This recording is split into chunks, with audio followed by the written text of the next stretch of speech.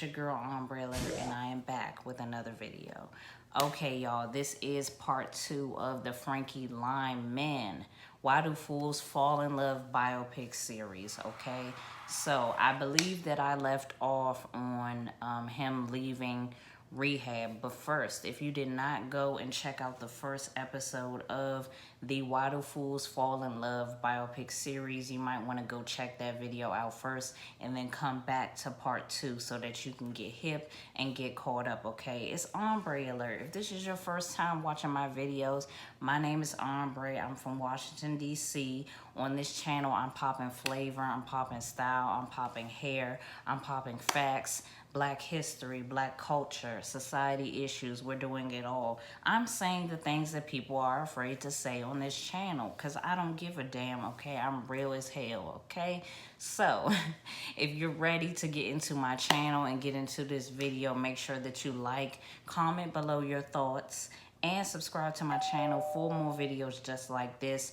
This is part 2 of the first episode of the biopic series. So I am doing more biopics as I go along. So make sure that you're following. Make sure that you send your love, your support right here to this channel. If you love what I'm doing over here, make sure you support my natural hair care business, Empress Hair Solution.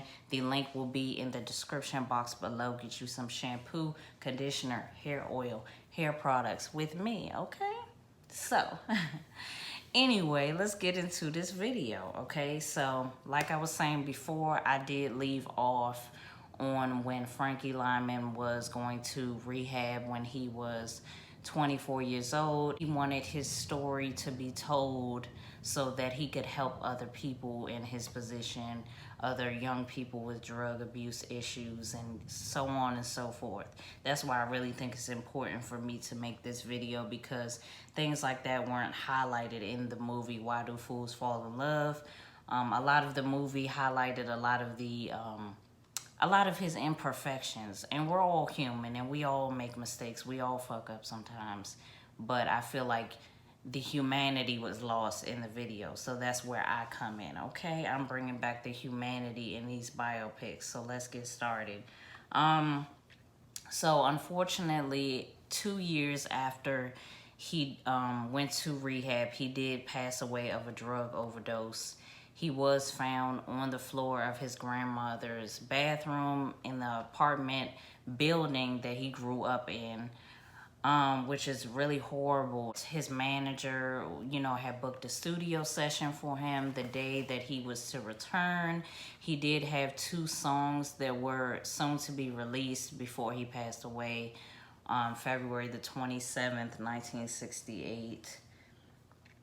So that is sad that he was planning on making a comeback. And usually that is the story with most celebrities back in the 50s or the 60s or the 70s. They were, or the 80s or the 90s. It's like they were making a comeback and then something tragically happened. Something that also was left out of the movie is that famous at 13 years old. So it's said that he had been romancing women since he was 13. And it makes sense. That's when he became famous. To keep his image clean, he passed on a lot of the women that he was with as his mother. Yes, he did. So he was, in sexual relations with a lot of women that were more than half of his age, maybe in their late 20s or 30s. He was, with these women, and he did pass a lot of them off as his mother.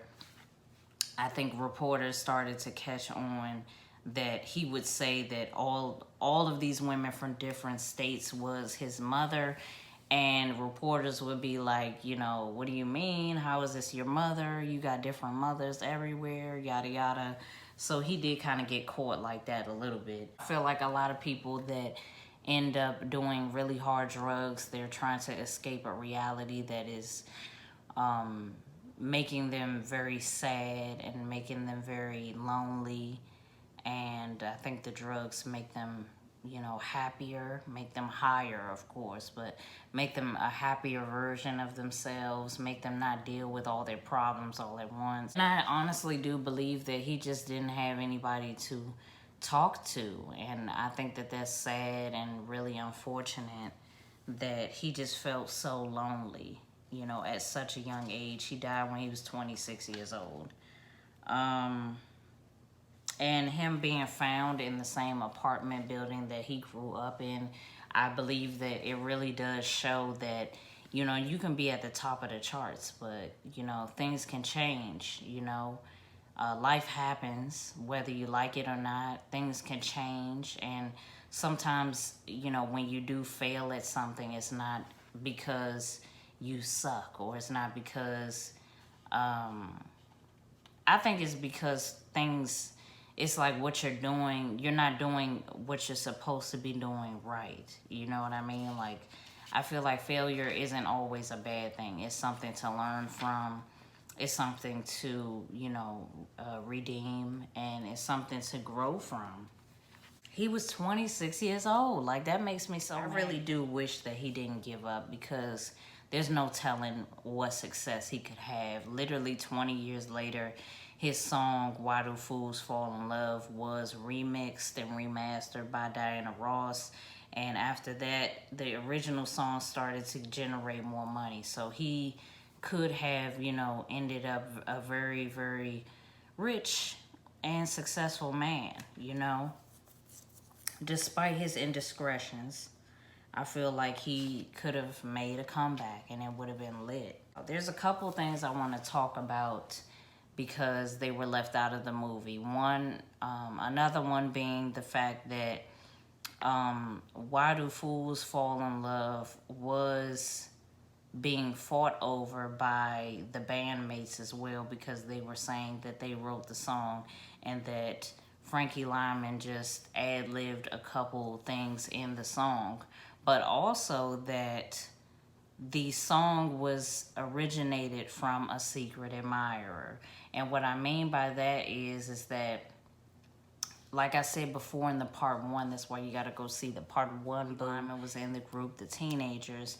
They would always be outside and they would always be singing until the cops were being called. So this guy noticed that they would always be outside of his apartment building. So he gave them a bunch of love letters and cards. And he was like, y'all always singing the same songs. Here's some, you know, some inspiration. Maybe you can get something from these cards. So literally they took one of the cards, one of the love letters, and some of the lyrics from the song Why Do Fools Fall in Love originated from this card / love letter. So literally the original songwriter of Why Do Fools Fall in Love could be a secret admirer, a female that was pouring her heart out to a guy that she really liked. So I think that that's really crazy, like that's the case, is that the lyrics really comes from an anonymous source, and that unfortunately the person that wrote this probably is not here anymore, because that was a long time ago. But that's crazy, is that that's where they got their inspiration from. So if she was still alive, she could have took that to court and been like, wait a minute, like, I wrote a love letter, you know, and these lyrics sound kind of familiar, you know what I'm saying? So that would have been cool, like, for her to do that. She could have got some money. About the shady ass newspaper article. I'm gonna put the article up here, but I read it and it was so shady. Like, the first thing that they said was that he thrice married, meaning he was married 3 times. They said all of these shady innuendos in between them, calling him a musician and, you know, an artist and all of these other things. But they said so many shady things in this newspaper article, and it was just so sad. It was, I didn't read the whole thing because they didn't have it on Pinterest, but I did read this that I'm putting up here right now, and it just is so shady. It's like they're saying that he admitted to smoking pot when he was 13, and all of these things that don't matter. Like, they say all of these things that didn't matter because he was passed away. And I just think that it's so sad that people be dogging the shit out of these celebrities once they pass away, especially the black ones. It's like, when it comes to like the white celebrities, it takes a long time for us to know exactly what happened in the events that led up to their death. But when it comes to the black celebrities, they just pour all that shit out. They just spill all the tea all over the place, so everybody knows all his business, all his all the bad things basically get just spilled out in front of the world. And I feel like in this article specifically, it wasn't enough good things being said about him. And it's just sad, you know? I just thought that was fucked up. And it just made me realize that, hey, they've been, you know, it happens now more than ever, but it's happened back then. He romanced women at 13. A lot of niggas did that, okay?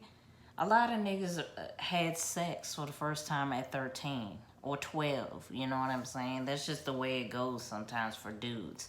For dudes, a lot of dudes have sex at a young age, and I think they just made it more scandalous because he was a celebrity at 13 and that he was having sex with a lot of older women. But it's a lot of dudes out here that have this same story growing up.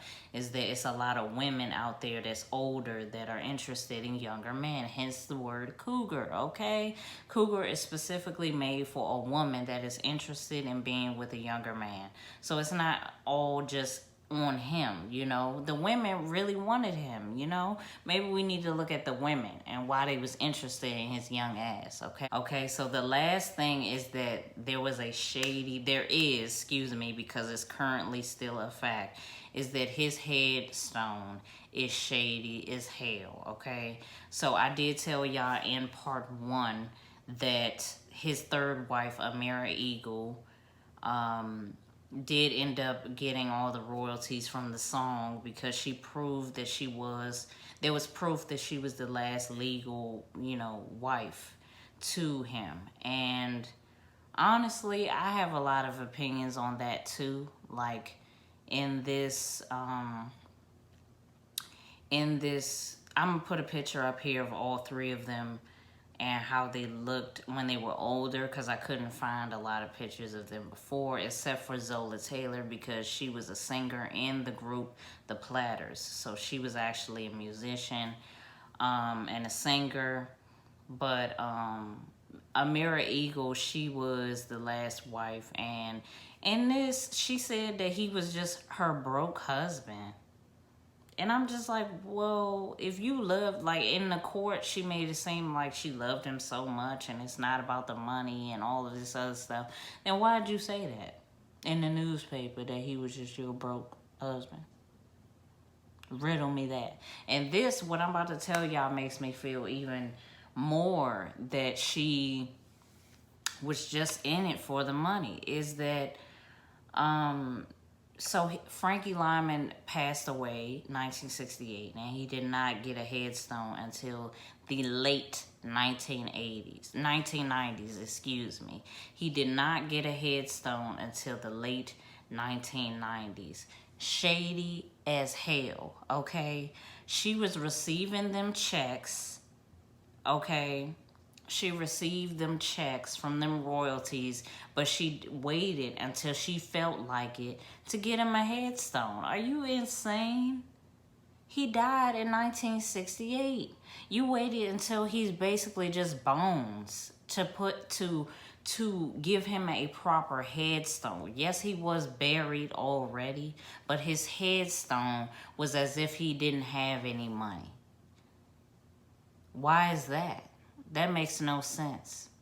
That makes no sense. That if I had a dude like Frankie Lyman and I loved him with all my heart and he passed away at a young age and I went to court and I got the money because I was his wife and everything, that would have been the first thing that I did, was get him a proper headstone. She waited to the damn late 1990s to get him a headstone. And what you're about to see is disgusting, okay? So, on the headstone, it says, in loving memory of my husband. My husband? Are you kidding? Are you kidding? You couldn't think of anything else to say? Yes, she could have thought anything else to say, but she didn't want to. I feel like she did that out of spite. Not only out of spite to Frankie, but out of spite to the other wives. And you can't do that. My thing is, the man has passed away. He is dead. He is in the ground, okay? This is going to conclude part 2 of the Frankie Lyman Why Do Fools Fall in Love biopic series. If you like, make sure you comment below and make sure you subscribe to this channel. It's Ombre Alert, and I'll see you in the next video.